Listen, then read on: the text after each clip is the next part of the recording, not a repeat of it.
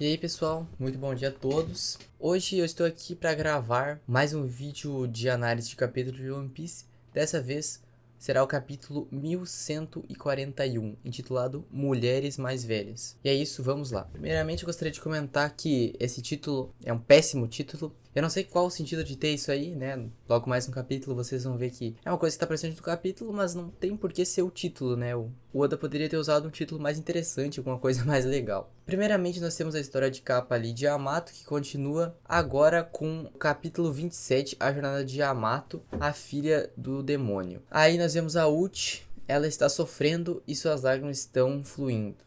Nós vemos ali que o Pedion está numa situação bem terrível, ele tá apanhando ali do Rusru e tal. E a Uchi está muito brava ali, né? E ela não consegue fazer nada porque ela tá presa naquela roda ali, quando eles atiram facas nela. Novamente, eu acho que a Yamato vai aparecer e salvar eles, né? E eles vão ficar ali aliados, né? Como eu já falei no capítulo passado, eles não são necessariamente pessoas muito más e tal. Começando o capítulo, a gente tem a Nami ali gritando.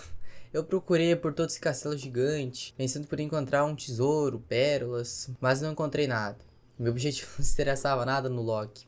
E aí o Road não entende, né? A Nami tá tentando disfarçar o que eles estavam fazendo. E o Road fala, não, Nami, não fala isso, não fala isso. Você tá falando bobagem. Não se incomode, não se preocupe, ela tá delirando. Então nós vemos que eles estão indo de barco, né? Eles estão indo de volta pra vila ali no banquete. Eles estão no barco, Road junto com todos os chapéus de palha. E também nós vemos os gigantes que estavam no castelo. Eles estão sendo carregados, provavelmente, né? Pra ser curados, né? Pra ir pro médico e tal. Logo em seguida, a gente vai para onde a Ripley e o Frank estão. Eles continuam explorando ali a árvore Adão. Então a Ripley explica que eles vivem nos galhos da árvore e por isso cada galho conta uma história antiga. Então ela mostra para o Frank que um galho teve que ser cortado recentemente. Quer dizer, não recentemente, né? Foi cortado em algum momento porque um raio caiu em uma vila que ficava nele. E não tinha como apagar, porque pegou fogo na árvore ali e eles tiveram que cortar o galho para impedir que o fogo se espalhasse. Então ela fala que a lição que aprenderam com isso foi que as duas fraquezas da árvore são o raio e o fogo. E bem, isso aqui eu acho que tem duas finalidades, né? Pode ter duas finalidades. E as duas estão relacionadas com a volta do Enel. Eu gosto muito da ideia da volta do Enel, né?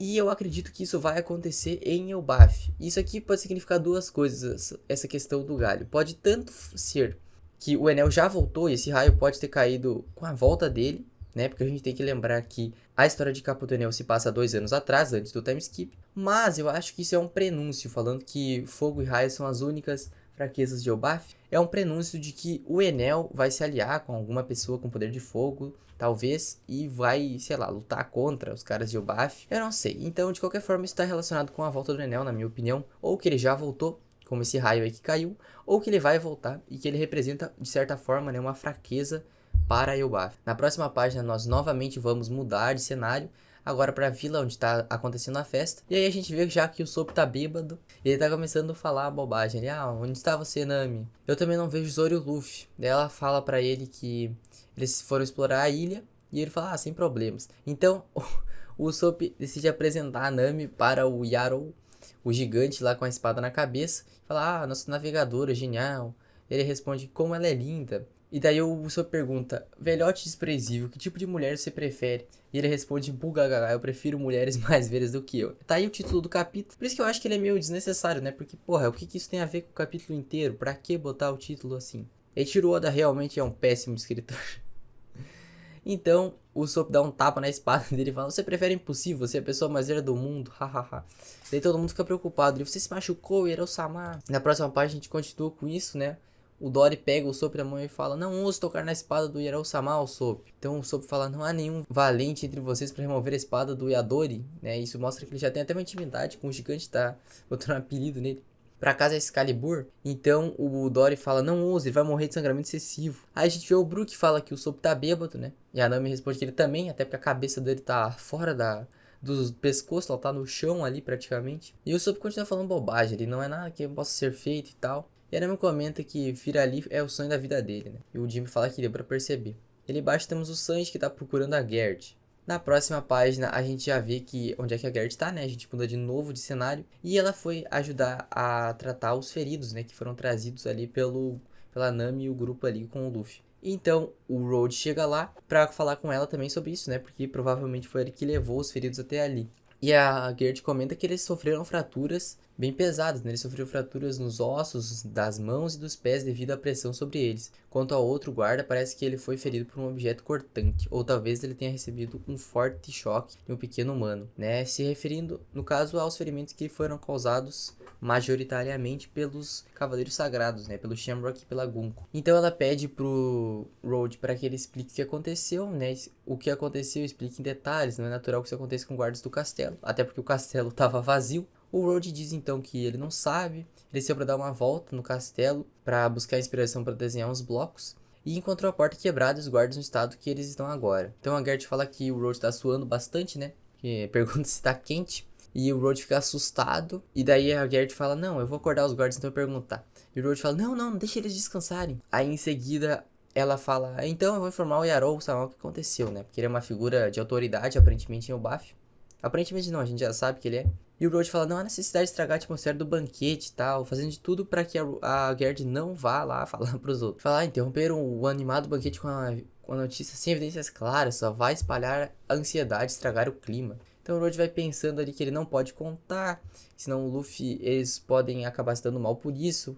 E ele também pode se dar mal porque vão achar que ele é um cúmplice da libertação ali do Loki. E ele também espera que isso aconteça, porque aí o Loki vai embora da ilha e vai causar o caos fora de Elbaf e não importa mais. Mas aí enquanto ele está pensando nisso, a Gerd vem por trás e dá uma machadada na cabeça dele. Quer dizer, não uma machadada, ela bate com a parte de trás ali do machado, que não machuca ele, só deixa ele meio inconsciente. E ela fala, revele o que você tem, aposto que sabe o que aconteceu. Então a gente vai pro submundo, onde o Zoro e o Luffy estão indo em direção ao Loki. E o Zoro comenta que a situação não condiz com o que o Luffy falou, porque o Loki tá tudo fodido, ele tá totalmente machucado ali, porque ele foi atacado pelos Cavaleiros Sagrados. E aí eles chegam ali, oi Loki, e o Luffy fica até preocupado, né, o que aconteceu, quem fez isso com você?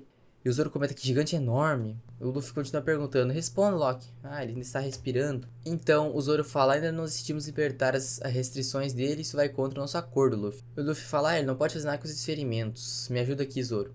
E o Luffy fala, ajuda, e ele cai, ele fica meio sem forças, porque é Kairos aqui, né, então o Luffy também vai ficar sem forças, porque ele é também um usuário de Akuma no Mi. O Zoro também comenta que o que aconteceu com esses animais aqui, e ele fala, não, espera Luffy, a gente não decidiu ainda. E o Luffy fala, não, o gigante está prestes a morrer, a gente tem que ajudar ele. E o Zoro fala, não, a gente não precisa ajudar se a gente não quiser, a gente não é obrigado. E a única coisa que eu escutei desse cara são rumores bem desagradáveis, né, e aí ele fala ali, mas o que eu tenho certeza é que se é um gigante tamanho do Wars, continua. E eu não sei se eles estão falando realmente do Loki assim, porque não sei se o Loki vai ser do tamanho do Wars, né? Parece que ele é tão grande assim. Talvez seja uma hipérbole do Zoro. Talvez seja, sei lá, uma falha na tradução, alguma coisa assim. E aí o Zoro sobe lá e fala, até o Bafo ficaria uma situação difícil por causa dele. E aí ele dá um chute na cara do Loki. E o Luffy fala, o que tá fazendo, Zoro? Para!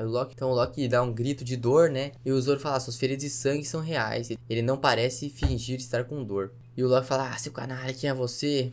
E aí o Zoro fala, enquanto se curva, ele morreu? Perguntando ali, né? Se ele morreu, então esse foi o seu destino. Como você é cruel, Zoro. Então, o Zoro fala que eles vão desatar as algemas do Loki, mas eles vão deixar uma das algemas de Karoseki no pé dele para que ele não tenha forças, caso ele tenha uma Akuma no Mi, né? E vamos falar com ele quando recuperar a consciência. O Luffy quer chamar o Chopper, né, para curar ele, como o Chopper é um médico, mas o Zoro diz que a biblioteca tá longe, que deve haver algum médico na aldeia onde tá sendo a festa, né? Então o Zoro vai removendo as algemas, enquanto fala que provavelmente vão ser expulsos de Elbaf por libertar o Loki. E o Luffy continua falando, não temos escolha, não sei pedir por um médico, então não percamos a esperança. Vou buscar um pouco de carne, senão ele não vai se recuperar se ele não comer. Então o Zoro fala, tem boa carne ali de sobra, e apontando pros animais. O Luffy fica bravo, né, porque não, eles são meus amigos, como é que eu vou comer eles? Tem que caçar outros animais das montanhas, eu não vou comer meus amigos. E o Zoro fala, então, eles não são todos da mesma espécie? E o Luffy fala, eu não como meus amigos. Ele diz, entendi, Luffy, entendi. E o Luffy sai e fala, vou trazer um médico primeiro, deixa as coisas aqui com você, enquanto o Zoro continua abrindo as chaves. Então o Luffy olha pra cima e vê que tem alguma coisa vindo lá, né? E é o barco, com o Harujin, a Gerd, o Road, o Goldberg e aquele outro cara que tá junto com o Harujin que eu não me lembro. Aí o Sanji também, né? Então eles falam que as nuvens ilha não funcionam no submundo e que o barco tá caindo. E eles vão morrer, né? Bem, tá complicado, uma emergência. Nós viveremos no inferno se o Loki for libertado. Então, eles estão bem alarmados. Eles querem impedir o Luffy de libertar o cara. Mas isso é um desastre, vamos morrer assim. Me perdoem, pessoal, eu julguei mal a situação. Harujin disse. O Goldberg responde: nós não vamos te culpar, você fez isso por Elbaf. O Road fala: eu não quero morrer. Mas antes deles caírem, o Luffy salva eles, né? Usando o Gomu Gomu no Fusen. E virando um balão gigante deles, ele faz com que eles não batam no chão. E aí eles vão pra cima e tal. E acabam tendo só alguns ferimentos leves. O Harudin agradece e fala que sofreram ferimentos graves, mas pelo menos eles sobreviveram. Se tivéssemos caído diretamente, teríamos morrido na hora. Então o Harudin começa a falar: não liberte o Loki, eu te imploro. A gente forçou o Road a contar tudo, né? O Road pede desculpa então pro Luffy. E o Harudin continua falando: ele é um patife perverso, ardiloso, ele manipula os outros. Por favor, não confie no Loki. Aconteça o que acontecer e tal. Nós conhecemos desde criança.